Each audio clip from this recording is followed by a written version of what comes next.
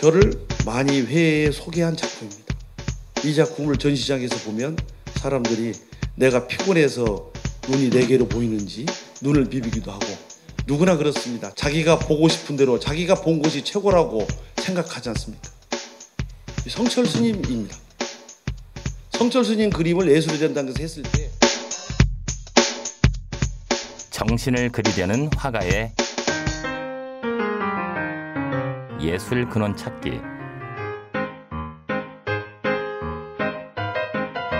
제가 그림 그리는 화가로서 제가 지금 조금 보여드렸는데요. 이게 앞으로 안각과 시간 다음 시간이 되면 기절 초풍을 그립니다. 인간의 사고 영역이 이렇게 확장될 수 있을까? 우리의 삶을 돌아보는 시간.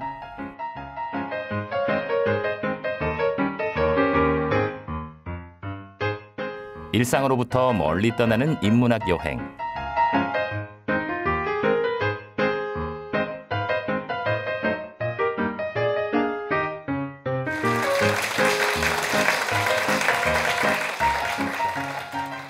두 번째 강의는 예술의 본질에 대한 이야기를 서로 주고받을 텐데요. 약간은 그 인문학적인 지식이 조금은 선결돼야 할 것 같은 생각이 드는데, 동양의 사생관과 서양의 사생관이 너무 달라서 그림을 이해하는데 그 사생관을 이해하지 못하면, 전제가 없다면 이해하기 조금 난해요. 왜냐하면 이 사생관에 기초하여서 문화예술이 싹을 텄기 때문에 이러한 기본을 간과하기는 좀 어려울 것 같아서요. 주역 계사전이라는 그 편을 보면 전기가 뭉치면 사물이 되고 전기가 흩어지면 혼이 된다. 그래서 흩어지면 귀신이 되는 겁니다. 공자는 끊임없이 삶에 대한 문제, 충실성에 대해서 이야기했는데, 결국은 우리가 조선시대 때 영향받았던 그 공맹이라고 하는 이 학문이 현세를 어떻게 잘 살까, 그리고 평화적으로 좋아 있는 사회 구조를 중시한 나머지 예의, 사회윤리가 발달했었습니다. 그런데 그게 발달하면 할수록 예술은 그렇게 꽃피우지 못합니다. 규범이 너무 중시되고 자기에 잡히기 때문에 그렇습니다. 그런데 도학이라고 하는 노자와 장자는 하늘의 속박으로부터 해방되는 것이다라고 사생관을 얘기합니다. 그래서 수묵하는 노자와 장자의 도학을 중심으로 이해하는 쪽이 훨씬 가깝습니다. 불교는 모든 삶이 고해이니 그 생사 자체를 초월하는 것을 가르치게 되고, 그래서 무아를 가르치게 되고 중도를 가르치게 되는 거죠. 그런데 조선시대 때 서화담은 한 기운이 늘 있는데 모이면 사물이 되고 이분은 또 흩어지면 다시 원래대로 돌아간다. 그래서 정상교에서 말하는 원시 반본이라고 하는 것을 또 새롭게 주장합니다. 사실 처음으로 돌아가자, 모든 건 돌아간다, 이것은 동양 철학의 어느 종교를 떠나서 기본인 것으로 저는 생각됩니다. 그런데 서양은 여러 가지 말이 많겠지만 일반적으로 이야기할 때 비극미를 최우선이라고 생각합니다. 젊은 베르테르 슬픔도 비극미에 첨단을 달리고 있고, 단테의 신곡도 비극미로부터. 이 비극미를 이해하지 못하면 서양화를 이해하기는 조금 어렵습니다. 그래서 종교에 귀의하고 신앙에 철저하게 그 사람들은 이제 빠지게 됩니다. 그림들이 대부분 신앙화가 발달하게 되었고, 그래서 비참하고 전쟁이나 사람의 죽음의 문제를 많이 다루게 되죠. 동양화는 그 부분에 대해서는 거의 없습니다. 그래서 동양미술은 산수화가 대세를 이루게 되고, 서양미술은 신상을 중심으로 지금부터 볼 그림들이 이제 막 나오게 됩니다. 수묵화의 특징은 정신성, 정신을 그리는 거고요. 다음에 오랜 전통 속에서 이 전통을 새롭게 창신하고 있는 것, 그리고 재료에 대한 한계가 분명합니다. 평면성, 입체적이지 못해요. 동양화는 서양화처럼 빛을 중심으로 그리지 않기 때문에 빛이 골고루 비친다는 것 때문에 그것이 다 사라져버립니다. 그래서 불화 같은 경우는 부처님 얼굴에서도 명암이 없는 게 일반적입니다. 그 명암이 없어야 이 종교성이 높아집니다. 그래서 하수는 빛을 넣고 상수는 빛을 제거한다. 이런 말이 있는데 빛을 제거한 그림은 그림으로 성립하기가 매우 어렵습니다. 그래서 동양화를 가르칠 때 빛을 처음부터 만물에 빛을 비추는 것은 골고루 비칠 뿐이지 빛이 사물의 형식을 규정하지 않는다. 그래서 빛을 없애버리거든요. 대학교에 입학해서 그러한 것을 배우는데 그게 장점이면서도 잘못 이해를 하게 되면 그림 그리는데 매우 제한적 요소가 발생하기도 합니다. 너무나 잘하는 그림입니다. 실제로 어디에서 봐도 이런 모양 보이지 않습니다. 겸재의 금강전도인데 이렇게 헬기를 타고 공중에 보보보보보 떠다니거나 솔개의 눈을 가지고 그림을 그렸다, 부감했다라고 하는 표현이 적당합니다. 지금 동양 미술이 어떻게 흐름이 있는가를 먼저 보시고 제가 정리를 조금 다 본 뒤에 하겠습니다. 수목화 동양화는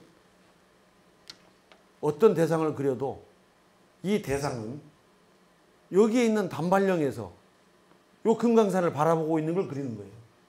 그러니까 꼭 그 동양화 산수화에서는 자기가 들어가 있습니다. 요게 자기입니다. 그런데 자기가 바라보고 있는 자기가 이걸 그리는 게 아니고 서양은 여기에서 이걸 그리죠. 그런데 동양화에서는 내가 보고 있는 그 현장을 먼저 물고 들어가고 그 다음에 이걸 바탕으로 내가 보고 있는 것을 같이 동시적으로 그린다는 거죠. 요게 이제 동양화를 보는 핵심 중에 키워드 하나입니다. 그리고 많이 그리는 것이 아니라 적당하게 요점만 그린다. 뼈만 추린다. 그래서 나머지 것들은 다 비워버린다라고 하는 내용. 박연폭포인데요. 실제로 박연폭포는 이렇게 길지 않습니다. 과장하는 거죠. 뭘 위해서? 폭포를 그린 이유가 동양의 정신이 물이고 위에서 밑으로 내리고 암초가 있으면은 멈췄다가 돌아서 흐르고 이러한 사상 때문에 폭포를 그린 것은 아닌 것으로 저는 생각이 들어요. 이 그림의 유대성은 과장을 통하여 훨씬 폭넓은 뭘 전달하려고 했는데 이 사람들이 여기서 보고 있어요. 큰 바위가 뱅뱅뱅 물이 돌고 있고 포말이 이르고 있고 물이 이게 돕니다. 실제로 폭포 소리에 가서 보면 줄기가 내려 떨어지는 것이 호쾌한 것도 있겠지만 그 소리를 줄기로 폭포를 갑니다.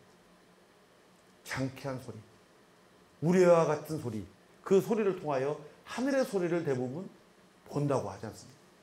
폭포는 그런 의미가 있습니다. 그래서 김수영의 시 폭포 같은 걸 보면 폭포가 어떻게 흐른다? 예, 아주 대단히 현실적으로 잘 쓴 시고요. 그리고 요것도 그림을 그릴 때 실제로 여기에 서보면 박연폭포에 이 돌이 보이지 않는다고 합니다. 책을 보면, 사진을 보면. 그리고 이 반절 정도뿐이 안 됩니다. 그런데 폭포의 소리를 증폭시키기 위하여 길이를 늘렸고 주변을 어둡게 해서 폭포의 흰 줄기를 통하여 쫙 내려오는 것을 그랬는데 이 사이사이마다 검은색으로 먹으로 선을 그어서 폭포가 그렇게 줄줄이 흐르는 것이 아니고 바위결에 미끄러지듯 흐르고 있는 것도 이제 표현하고 있습니다. 그래서 폭포의 소리를 우리는 느낄 수 있는가 그런 관점으로 이 그림을 바라보게 되면 이게 다르죠. 그래서 헬기를 타고 삐삐삐삐삐삐 올라가면서 여기 그리고 여기 그리고 여기 그리고 여기 그려서 쭉 늘리는 것. 그것이 조선 산수와 동양 미술의 굉장히 중요한 요체 중에 하나입니다. 자기 생활 환경 주변의 모습을 그린다. 겸재가 수박을 파먹고 있는 쥐를 그렸죠. 역설적이게도 이 쥐는 우리가 탐욕의 상징이고 탐관오리를 이야기할 때 쥐라고 이야기하지만 쥐만큼 영리한 동물도 드뭅니다. 만약에 쥐가 없다면 왕이지의 난정서나 겸재의 그림이나 추사의 글씨는 존재하지 않았을지도 모릅니다. 왜? 잘 아시겠지만 쥐는 죽어서 수염을 남깁니다. 쥐 수염은 세계 최고의 붓입니다. 그래서 서수필이라고 합니다. 이해 가시죠? 왜 그런지 아세요? 쥐가? 쥐 굉장히 영리합니다.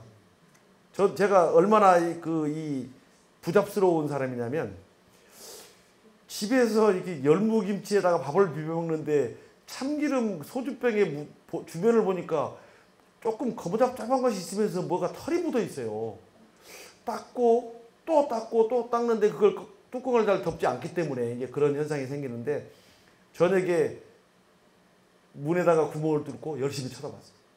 그랬더니 쥐가 꼬리를 그 병 속에다가 집어넣고 휘 저으면서 힘을 주니까 꼬리가 쥐 입 쪽으로 쫙 오더라고요. 그걸 빨아먹는 거예요. 계속 집어넣다가 빨아먹다. 쥐는 정말 영리해요.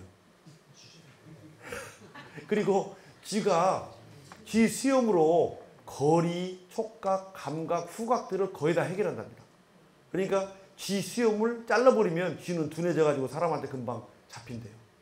그러니까 후각, 청각, 모든 미각을 느끼고 있는 쥐 수염을 뽑아서 붓을 만들면 저절로 먹을 묻히면 춤을 춘다.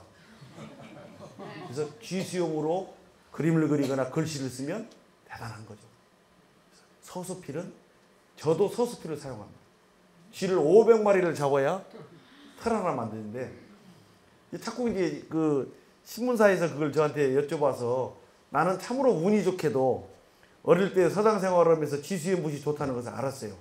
중학교 때 60년대, 70년대에 옛날 쥐잡기 운동이 많이 일어났었죠. 그때 동사무소에서 쥐를 10마리 잡아오면 그 납작보리 배급표 하나 주고 그럴 때 동사무소 앞에 가만히 앉아있으면 아침에 쥐가 뭐 몇천 마리가 이제 오잖아요. 그러면 앉아가지고 저는 쥐 수염을 뽑았었어요. 그 수염을 모아놓은 걸 가지고 붓을 만들어서 지금까지 사용하고 있는데, 그 붓도 몇 자루가 없는 상태에서 마지막으로 한 자루를 쓰고 있어요. 그런데 그게 너무 그 윤두서의 자화상이라는 작품이 뭐 모나리자와 바꾸지 않겠다라고 할 정도로 뛰어난 그림이잖아요. 귀가 없다고 하는 소문난 그림. 그 그림을 KBS에서 방송을 할 때 저에게 어떤 붓으로 사용하면 이렇게 길게 털이 그려지느냐, 수염이. 어느 붓도 그렇게 긴 수염이 그려지지 않습니다. 그런데 제가 알고 있는 한 지식으로서는 쥐 수염뿐이 없다. 그래서 쥐를 잡아다가 쥐 수염 붓을 만들어서 선을 그었을 때 노루 겨드랑이 털로 만든 붓도 안 되고, 그래서 한석봉 같이 붓을 한번 먹을 찍어서 몇천자 글씨를 쓸 수 있는 것은 노루 겨드랑이 털에서 뽑은 털로 붓을 만드는 거죠. 왜냐하면 털에 구멍이 뻥뻥 뚫려 있어서 먹물을 많이 함유하고 있기 때문에. 붓은요, 이게 털로 그냥 만들지만 거기에 고도의 과학이 숨어 있습니다. 그리고 동양 철학이 숨어 있는데 가볍게 알 수 있는 것이 털이 아닙니다. 서양 사람들도 돼지 털을 쓰죠. 동양 역사 회화를 완전히 뒤바꿔버려 놓은 그림들의 출발입니다. 이렇게 있는 것을 사실적으로 그리지 않고 간단하게 이렇게 그리는 것, 붓의 숫자를 줄이고 굵은 붓으로 그림을 그리기는 자세하게 묘사하는 것보다도 몇 배 어렵습니다. 동양 철학, 동양의 삶이라는 것이 단순하고 담백하고 간명하게 산다는 것은 굉장히 어렵다는 것, 이런 그림이고요. 지금 기존에 그렸던 그림과는 전혀 다른 새로운 창의가 이루어지는 겁니다. 너무너무 유명한 선인도, 이마가 높고 이마가 톡 튀어나온 사람은 신선이라고 그러죠. 그게 동양에서 말하고 있는 고유성입니다. 선이 없습니다. 지금까지는 선으로 그렸는데 선을 면으로 그렸던 창조성이 높은 그림. 동양에서는 이 정도만 되어도 천지개벽의 그림입니다. 세상을 바꾼다는 건 쉽지 않습니다. 동양 회화에서 최고 높은 수준의 그림이랍니다. 아직까지 저는 여기까지 못 미치겠습니다. 왜 그러는지. 제목은 6개의 감. 이게 책 한 권 정도의 분량으로 이 그림을 해석한 것들이 있습니다. 논문도 많이 있고요. 아직까지 저는 둔하여서 이 그림이 가지고 있는 평범한 것과 특출한 것에 대해서 잡아내기 어렵습니다. 자세히 그리는 게 아니라 붓으로 툭툭 치는 겁니다. 일본의 센가이 기본이라는 사람이 네모, 세모, 동그라미. 이것은 선종화의 결정판이라고 이야기합니다. 후세의 평론가들이. 우주의 모든 것이 다 들어있다고 하네요. 근데 이렇게 가다 보면 예술이라는 것이 씹는 맛도 있고 이 사이에서 그 고기 먹었을 때 이 사이에 뭐가 이렇게 서로 왔다 갔다 하는 뭐가 있어야 될 텐데 아무것도 없이 본질만 얘기하고 장식이 이렇게 빠져버리면 조금 몸이 건조할 것 같아요. 서로 잘못 온 것도 있어야 팁도 잡히고 헛발질도 해야 웃으면서 사람이 또 살고 그 유머와 해악이 있지. 너무나 본질만 추구하다 보면 글쎄 하여튼 동양회화에서는 최고봉의 그림이라는 찬사. 어찌 보면 잘 모르니까 그렇게 이 얘기하는지도 모르겠습니다. 인물화를 한번 보십시오. 참 고요적조하고 그윽합니다. 표정이 절제되어 있고 불교에서 말하는 중도의 색깔 아니면 유학에서 말하는 중용지덕이 있죠. 이 사람은 어항 속에 있는 물고기를 바라보고 있는 여인이고 이 사람은 이제 목욕하려고 준비하고 있는 사람입니다. 제가 동양회화에서 고전적인 그림에서 이 그림처럼 노출이 심하고 야한 그림은 없습니다. 동양회화가 그렇습니다.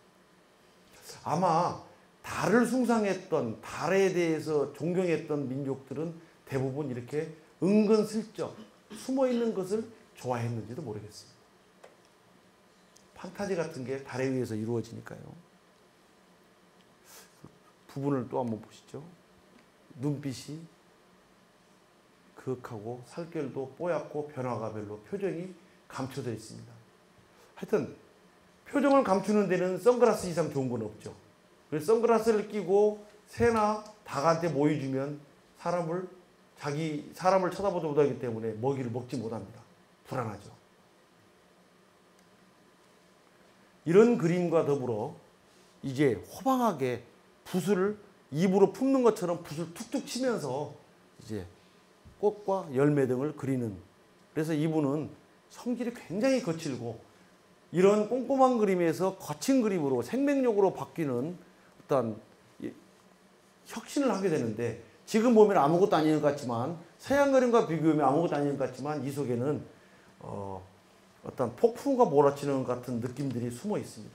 하나의 그 호박이 하나의 열매가 열리기 위하여 밤과 낮과 바람과 그 다음에 온도, 기온 같은 것이 얼마나 많은 작용을 해요. 지금 시절에 배추가, 김장 배추를 심었는데 날씨가 추워져야, 밤이 길어져야 성장의 속도가 막 증폭되는 건데 얼마나 빠릅니까? 그 김장 배추를 여름에 심으면 별로 크지 않고 꽃이 피어버립니다. 그래서 고냉지 고냉지 배추라는 것이 기온이 낮기 때문에 가능한 거거든요. 기온 차이가 식물의 씨앗 속에서는 유전적으로 매우 민감합니다. 새롭게 창신했던 그림의 모습인데 참 잘 그렸습니다. 산수를 그렸는데 산을 예쁘게 하나 낮게 그리고 이 속에 있는 산과 연관되어 있는 철학을 이제 피력을 하고,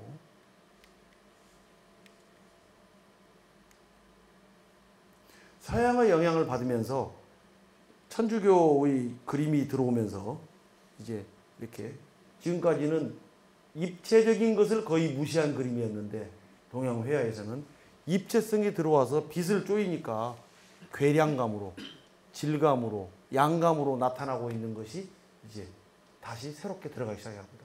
그러니까 양감이라는 것은 반드시 빛이 있어서 입체적으로 보이는 것인데요. 3차원적으로 보이는 것을 매우 중요하게 여기는 서양 미술이 동양 사람들한테는 새로운 기법으로 다가온다고 하는 시대적인 요청이 있었던 거죠. 참 순하고 예쁘게 그림이 바뀝니다. 팔대산인 많이 들어보셨을 거예요. 동양회화에서 팔대산인을 보면 동양 철학이 보인다고 합니다. 아무것도 아닌 것 같고 그림을 이해할 때는 우스울 것 같지만 대단합니다.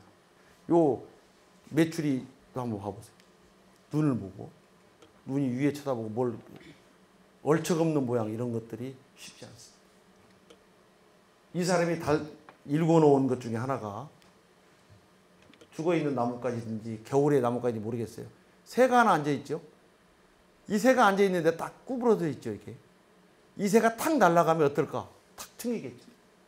그 굽어져 있는 반동, 반자동 탄력을 관객이 느끼도록 장치를 제공합니다. 8대 사진의 유대성이 여기도 있어요. 간과하기 쉽지만 그림에서는 이 작은 변화를 작가가 잡아낸다는 것은 천재가 아니면 잡아내지 못합니다. 미세한 떨림을, 감동의 울림을 우리에게 전달해주고 있는 거거든요. 자고 있는 새가 눈이 어떻게 잠기고 있고 중심을 어떻게 잡고 있는지에 대해서 이 글씨조차도 졸고 있는 것처럼 글씨 써 있어요. 서양 미술을 좀 보겠습니다. 서양 미술의 특징은 실험성, 핵심이죠. 계속 실험하는 거고요. 다음에 전이, 기존에 있는 질서 딱 깡그리 다시 갈아엎습니다. 그래야 독특한 것이 인정되고, 다음에 창의적인 발상, 창발성이 무엇보다도 우선시 돼야 됩니다. 혹시 이런 그림 보신 적 있습니까? 사진? 처음 보시나요? 오줌 예수입니다. 오줌통에 십자가에 달려있는 예수상을 집어넣고 사진을 찍어서 전시했던 그림. 서양 미술이 얼마만큼 규범을 무시하고 시대를 반영하고 튀기 위해서 난리를 치고 그것만이 살아남는 것인가에 대해서 예를 들어보는 대표적인 그림입니다.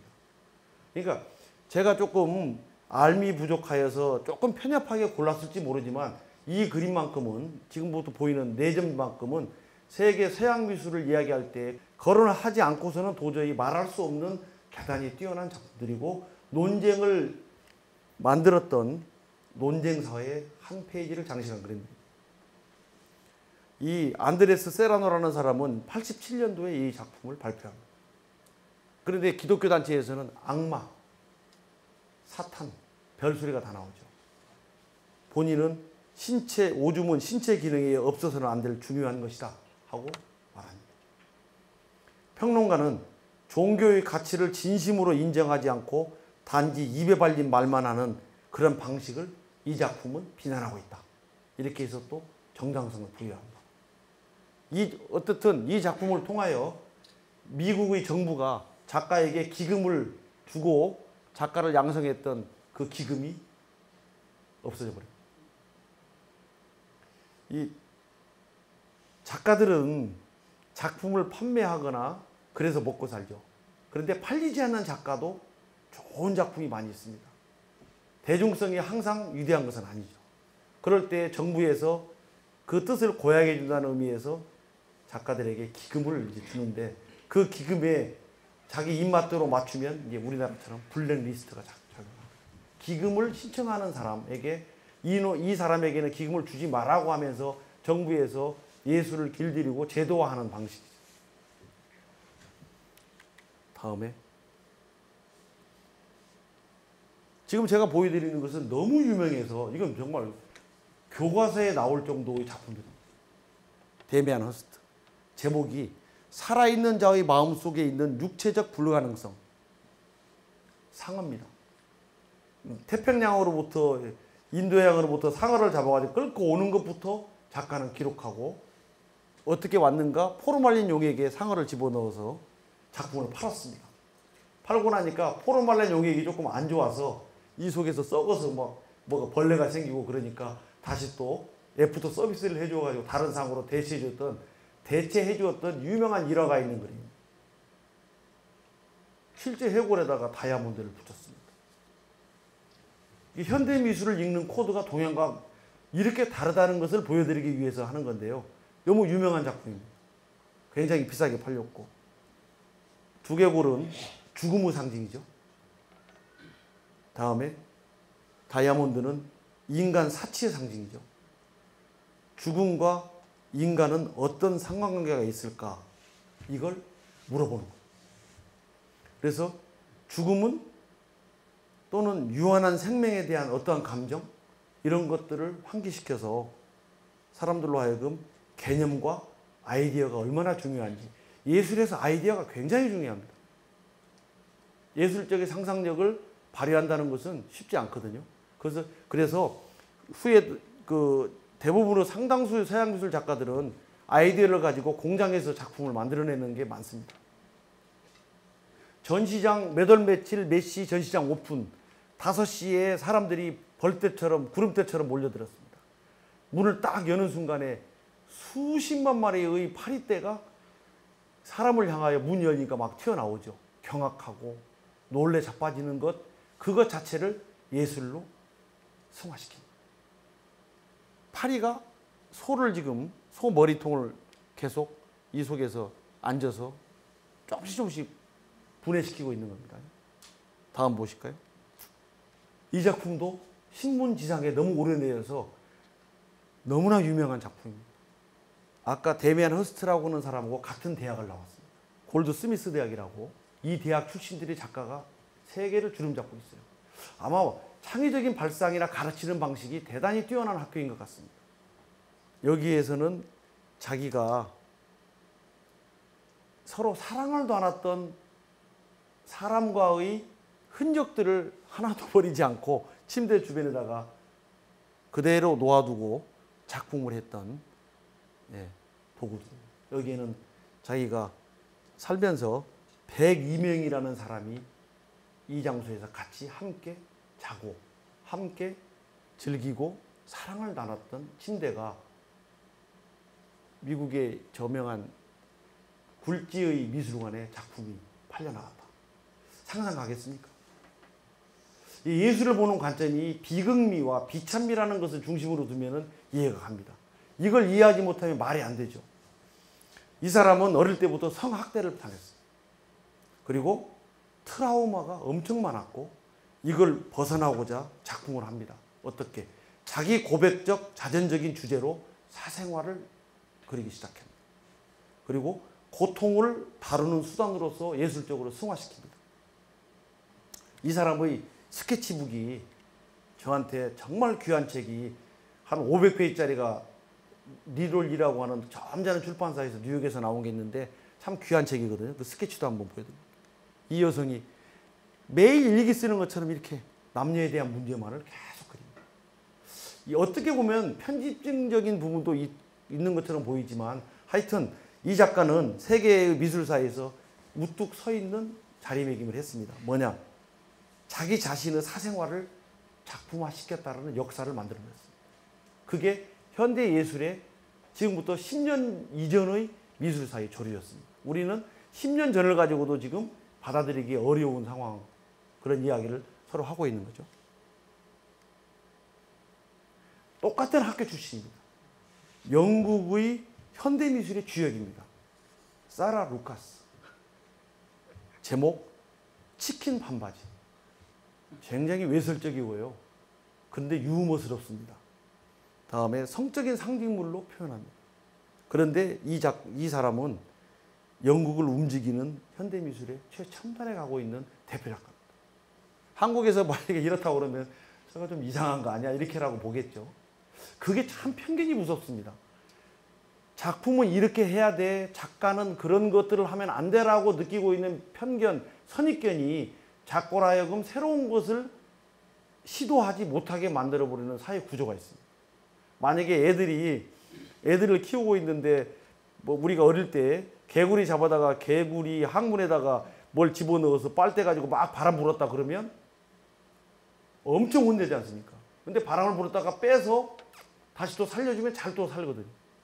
그래서 그런 것들을 통하여 개구리와 내가 하나가 되면서 친연적으로 살고 물도 묻혀가면서 하면 자연적인 인간이 되면서 자연을 서로 함께 참 더불어 살아가는 모습이 될 텐데 그냥 무조건 뭐 때려버리니까 그래서는 안 된다. 이유도 없이. 근데 영국에서는 그런 분위기가 아닌 것 같아요. 올랑이라고 하는 사람은 이 사람도 이게 굉장히 재미있는 특이한 작가인데요. 그림 속에서 나오고 있는 명화에 있는 가장 아름다운 모나리자, 뭐 여인 이런 사람들을 성형수술을 통하여 자기 얼굴을 수십 번 바꿉니다. 그리고 생중계합니다. 얼굴이 이제 선풍기 아줌마처럼 바뀌어버리는 거죠. 그래서 그 과정 수술하고 있는 장면입니다. 자기 모델을 갖다 놓고 이번에는 고전 그림에 나오고 있는 어떤 사람을 해주세요 그러면서 자기 몸을 계속 바꾸고 있는 것이 예술이 되고 있는 세상이 되어버렸어요. 성모 마리아입니다. 이것도 세계 논쟁사에서 들었다 놨다 하는 작품입니다. 확실히 종교를 대상으로 삼으면 그렇게 무서운 것 같은데 이 사람은요 아프리카 흑인을 대상으로 성모를 그림을 그렸어요. 그런데 이 주변에 있는 것들은 전부 잡지에 있는 도색 잡지에 있는 남녀의 생식기입니다. 그리고 주변에 있는 이런 것들은 코끼리 똥입니다. 이 그림을 어떻게 이해해야 될지 처음에 보는 사람들은 황당하고 종교인은 더더군다나 기독교인이나 천주교인은 더더군다나 황당하겠죠. 신성 모독의 시비가 1999년도에 발생했습니다. 근데 이 사람이 영국의 유명한 터너라고 하는 작가의 상을 받습니다. 터너상. 독창성 있고 윤택하고 해학적이고 풍부한 회화 기법을 사용한 뛰어난 작가. 세계에는 이 작가에게 주목했고 비엔날레에서도 많은 작품들이 출품됩니다. 한편으로 보면은 튀기 위하여 종교를 이용한 것이 아닌가라는 비난도 있지만 작품으로 따지면 종교가 신성한 것만은 아니고 신성한 것은 또 다른 데 있다라고 또 주장하고 있는 작가의 의도가 있는 것 같습니다. 지금까지는 논쟁사의 중심에 서 있는 서양 미술입니다. 아까 말씀드렸던 비찬미라는 비극미라고 하는 서양철학의 기초 속에서 이런 것들이 어떤 것도 치우치지 아니하고 마음대로 자유롭게 소통되고 있는 서구 문화의 기층을 한번 말하고 싶었던 것입니다. 조금 전에 보았던 이런 그림들은 아마 이러한 전통 속에서도 나오지 않았을까 생각이 듭니다. 고야의 아들을 잡아먹는 사투르누스. 너무 유명해서 사투르누스는 농경신이죠. 또 제우스의 관계에 있다고도 하고요. 이 그림이 비찬미의 극점입니다. 그러다 보니까 이게 그 피카소보다도 더 유명한 피카소보다도 더 작품가격이 비싼 베이컨이라는 작가고 이 작가는 고뇌와 절망을 작품으로 그립니다. 그래서 그림이 이리 비틀고 저리 비틀고 조합하고 서로 그 관계없는 것끼리 막 비틀어서 작품을 하고 있는 사람인데 정확하게 아침에 시간 지켜서 출근하고 시간 지켜서 퇴근하고 그리고 쉬지 않고 끝없이 죽을 때까지 작업하고 그런데 이 작가의 작품 속에서 있는 물감은 매우 독특해서 도저히 구입해서 쓸 수 있는 물감이 하나도 없습니다. 어떻게 하냐면 게을르니까 그 나무로 되어 있는 방에 안료를 풀어서 그 떠돌아다니고 있는 먼지와 함께 섞어서 그림을 그렸는데 도저히 낼 수 없는 색깔이 나온다는 거예요. 세상에 부유하고 있는 먼지도 작품이 되고 있는 거예요. 독특합니다. 독특하지 않으면 살아남지 못합니다. 그래서 고뇌와 절망을 그린 사람인데 왜 그랬을까? 어릴 때 남자를 너무 좋아한다고 하니까 남자인데 아버지한테 많이 두들겨 맞습니다. 제대로 성에 대한 문제를 정체성을 찾으라고. 그리고 쫓겨나기도 하고. 그래서 런던 시내에서 시체를 치웠던 경험을 가지고 살다가 미술대학을 안 나온 사람입니다. 어느 날 갑자기 그림을 그리고 싶어서 전시를 화가가 된 사람인데 이 사진을 이렇게 바꾸는 거거든요. 지금 이거 천재가 아니면 이렇게 못 바꿉니다. 그러니까 작품은 그대로 그리거나 변형시키거나 아니면 새로 만들거나 몇 가지인데 변형시킨다는 것 자체가 쉽지가 않습니다. 또 하나 보겠습니다. 너무 유명한 그림 삼면화입니다. 이 그림을 전시할 때쯤 돼가지고 베이컨은 호텔에서 같이 애인과 있었을 때 애인이 죽습니다. 이 그림이 애인한테 바치는 액막이용 그림이라고 언론에서는 또 나오더라고요. 액막이 기념물인 이 삼면화가 죽음에 대한 어두운 그림자들이 많이 나타나고 있다. 이 작가의 그림은 다 이렇게 뒤틀려 있습니다. 정상적인 그림이 하나도 없어요. 지금까지 붓으로 그렸던 그림인 시대에 어느 날 갑자기 60년대부터 붓이 필요 없어졌습니다.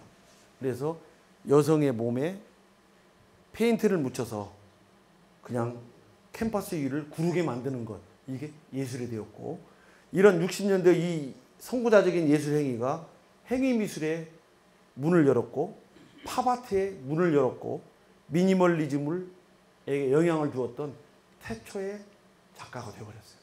이렇게 서양 미술의 속에서 이 작가의 이 블루 색깔은 국제적인 명성을 가지고 있어서 이 작가만이 쓸 수 있는 색깔로 명명 지어졌습니다. 한국에 와서 시끌벅적했던 작가입니다. 제프 쿤스. 신세계백화점 옥상에도 이 사람 작품이 있습니다. 풍선을 가지고 주로 만드는데 풍선은 고무풍선인데 이 고무풍선 같이 생겨있는 질감을 어디에? 스테인리스로 만듭니다. 그래서 풍선같이 가벼운 것을 스테인리스로 느끼게 낯설게 하기. 그것이 이제 작품이 되는 거고 또 이 작가는 자기가 얘기합니다. 도덕적인 위기에 작가들은 맞서라. 도덕 속에 함몰되면 작품이 되지 않는다. 그리고 일상성을 넘어서 개인적인 체험이 작품이 되는 시기. 자기 부인이 이태리의 포르노 여배우였는데 이것은 거리에 있는 입간판에 두 사람의 작품이 이렇게 전시되고 있는 실제 광경입니다. 한국에서는 이렇게 했으면 이건 뭐 난리 났을 텐데 미국에서는 용인되고 있는 서양 문화의 특징이 있는 것 같습니다. 제프 쿤스는 그 기술자에게 작품을 의뢰해서 만든 작가입니다. 키치 왕, 대중적인 소재를 일반적인 소재를 가장 잘 다루고 있는 작가.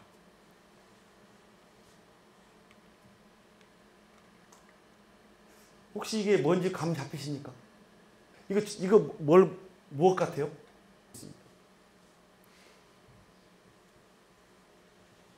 통조림입니다. 통조림. 이 속에 뭐가 있을까요? 작가의 똥이 들어있습니다. 그런데 이것이 우리나라에도 사고 싶어도 못 삽니다. 그런데 이거 하나에 그 비싼 돈을 주고 진짜 똥이 들었나 안 들었나를 확인하는 순간에 작품 가치가 10억 원이 날아가면 누가 뜯어보겠습니까? 예술은요, 작품을 제작하는 프로세스 과정이 매우 중요합니다. 그것이 예술인 거예요. 근데 그걸 이해 못하고 있는 것만 현상을 보게 되면 예술 작품에 접근하기가 또 어려워지고. 아마 제가 이걸 똥이라고 그러니까 세상에 저것도 돈이 되는가 보다 하고 나도 하겠다 이렇게 느끼시는 분이 있을 텐데 해보십시오. 되는가. 여기 위대한 철학이 숨어 있기 때문에 그렇습니다. 만존이라는 작가입니다. 제목 예술가의 똥. 통조림 속에 하나에 20g씩 들어있습니다. 90개 만들었어요. 전시장에 하나 팔았습니다. 나머지는 개인이 하나도 갖고 있지 않고 세계 유수 미술관에 다 들어가 있습니다. 이 사람은 30살 때 전시하고 똥을 남기고 죽은 사람이에요. 자기 몸은 없는데 똥을 남겼어요. 그런데 인체의 분비물, 자기는 쓰레기라고 합니다. 인체의 분비물인 쓰레기를 공장에 보내서 생산 시스템으로 바꾼 역사입니다. 개인이 못 만들거든요. 쓰레기를 상품화시킨 거죠. 그것이 갖고 있는 유대성이 인정받고 있는 거죠. 그러니까 생각과 이념이 다르고 창의적으로 그 사람이 얼마만큼 펼칠 수 있게 만드는 것이 중요한 것인가를 이런 작가에게서도 볼 수 있는 거예요. 미술과 미술가의 사회적 기능에 대해서 굉장히 관심을 많이 갖고 있는 작가의 작품을 보았습니다. 역사라는 것은 기존에 있었던 것 자체를 부정하고 새로운 것을 세웠을 때 가능한 건데 마크 퀸이라는 영국 작가입니다. 5달 동안 4.5리터의 피를 뺐습니다. 그래서 그 피를 모아가지고 자기의 얼굴을 외형틀을 떠서 거기다 피를 붙여가지고 이게 피가 얼려진 냉동 상태의 작품입니다. 뭐가 의미가 있을까요? 본인은 객관적으로 검증된 것처럼 생명체라고 합니다. 왜? 냉장고가 아니면 이것은 생명체가 유지할 수 없으니까 계속 정력 공급을 받고 계속 이것은 냉장고 속에서 어떠한 에너지를 받아야만 생명을 유지하고 있기 때문에 내 작품은 생명체이다 라고 주장하고 있고, 그래서 이 작가는 생명과 죽음, 인간의 삶과 고귀한 정신을 피를 통하여 이제 구현하고 있다. 이런 평가를 받고 있는 작가입니다. 크리스토 잔 크로드라는 부부는 보이는 대로 모든 걸 감싸버려요. 포장해요. 그래서 포장으로 인하여 이제 이거 제목이 포장한 리 이슈타크라는 작품인데요. 포장을 하나의 예술 형식으로 정립시킨 작가입니다. 이 사진을 이렇게 찍어서 100명, 200명으로 나눠가지고 이 사진을 분할시킨 것이 작품이 되어서 고가에 이렇게 팔려서 그 작품을 돈을 가지고 이제 포장하는 거죠. 포장을 건물만 포장하는 것이 아니고 이렇게 위대한 대륙을 이제 포장해 버려요. 어떻게? 이렇게.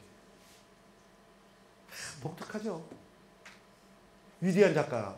또 이 작가는 뭐 세계의 대지 미술가로서 매우 유명합니다. 온가와라는 66년부터 작업을 해요. A4 용지에다가 오늘이라는 작품입니다. 계속 그날 날짜만 써요. 이 날짜만 쓰고 아무것도 안 씁니다. 이게 아파트 몇 채를 산다면 믿겠습니까? 그것도 몇십 년 동안. 하루 이틀 해가지고 작품이 안 되는 거예요. 계속 꾸준히 밀고 나가면서 개념화시키고 이걸 질문하게 만드는 거죠. 이런 작품이 무슨 의미가 있을까? 왜 존재해야 돼? 라고 사람들한테 묻게 만드는 거죠. 그 답이 시간이라는 추상적이고 비물질적인 현상을 나는 구체화했다. 사람들이 못 알아들어요. 그 다음 답을 또 합니다. 나는 그림이 어떻게 시간을 재현할 수 있는 것인가를 보여줬다. 만약에 그 1981년 5월 18일이라는 글자가 있으면은 머릿속에서는 광주 민주화 운동이 딱 생각나겠죠. 그리고 인간을 동물보다도 더 못하게 죽인 것에 대한 살해의 역사를 또 생각할 거 아니겠습니까? 바로 그 기억을 재현시키는 것을 이 작가는 시간이라는 추상성을 비물질적인 현상으로 구체화시켰다는 것에 세상을 들었다 놨다 하는 미학이 있었던 거죠. 그런 거 보면요. 표현성을 철저하게 배제해. 그림은 이렇게 그려야 돼. 저렇게 그려야 돼. 동그랗게 그려야 돼. 입체적으로 그려야 돼. 그 자체를 완벽하게 무시해버리는 것에 이 작가의 위대성이 또 있다. 작품을 돈을 주고도 살 수 없을 정도로 비싸고 희귀합니다. 또 한 번 가져간 사람은 내놓지도 않고. 루시안 프로이트. 우리가 잘 알고 있는 정신분석학자 프로이드의 손자죠. 매우 사실적으로 고전주의로 다시 회귀해버렸습니다. 그래서 사실주의 화가인데 이 사람이 그렸던 붓은 초상인물을 주로 그리는데 대표적인 아주 뭐 탑에 꼽히는 작가예요.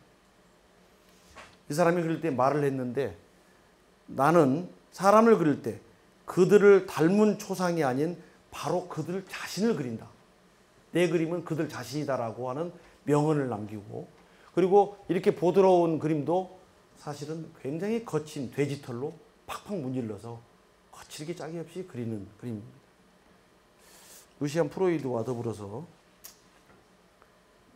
비슷한 작가인데 제니 샤벨이라고 하는 영국 작가. 현대미술은 영국이 그렇게 주류를 형성해요. 이 그림은 페트가 많은 여성을 그리는데 주로 여성만 그립니다. 그림도 5m 정도 크기로 엄청나게 크게 작게 그리지도 않아요. 그래서 크기로 인하여 사람을 압도시켜 버립니다. 이 제니 샤벨은 페미니스트 작가입니다. 여성을 향한 억압과 고통을 그리고 이렇게 뚱뚱하면은 어때? 그 자체에 무엇이 있는데? 그래서 여성을 폭력으로 행사해서 피를 흘리고 멍이 들고 퉁퉁하게 부어오르는 모습들만을 주로 그려서 여성에 대한 학대를 고발하는 작가로 유명합니다. 그렇다면 아까 이전에 보았던 수묵화, 한국화와 비교했을 때 우리의 교육은 바르게 되었을까? 아니면 어떤 고유성이 있을까? 우리의 정체성은 무엇일까? 우리는 과연 먹과 붓과 종이를 고집하고 한국화의 특징인 입체성은 배제해야 된다는 것이 과연 옳은 것인가? 정신을 그린다는 것이 옳은 것인가? 쉬운 것인가? 어려운 것인가에 대한 문제. 계속 먹을 갈아서 그림을 그리는 것이 정신성을 드러내는데 매우 좋다고 하는데 그게 말만 정신성인가 어떤 것인가에 대한 지금쯤에서는 한 번쯤 우리를 되돌아봐야 될 시기가 온 것 같고, 그래서 두 번째 시간은 서양 미술을 동양 미술과 비교하면서 태생적으로 안각하는 동일하나 끝부분에 갈수록 철학과 환경이 달라져서 변별력이 너무 크게 달라졌다. 그렇다고요, 한국화를 가지고 지금 종교를 모독하거나 서양물을 닮아가거나 설치 작업하는 것이 주류인 것이 옳은 것인가, 아니면 우리의 정체성을 가지고 세계 시장을 뒤바꿔 놓을 것은 없는가, 과연 우리가 한글을 없애버리고 영어를 공용어로 쓰는 것이 옳은가, 아니면 한글이 공용어가 될 수 있는 때를 어떻게 우리는 만들 것인가에 대한 기로에 처해 있습니다. 문화는 발자국도 없고 다리도 없이 세상으로 전파해가고, 한국의 이 문화가 올곧게 쓰기 위해서는 같이 고민해야 되고 같이 또 방법을 찾아가야 되는데, 제가 오늘 드릴 수 있는 말씀은 여기까지입니다.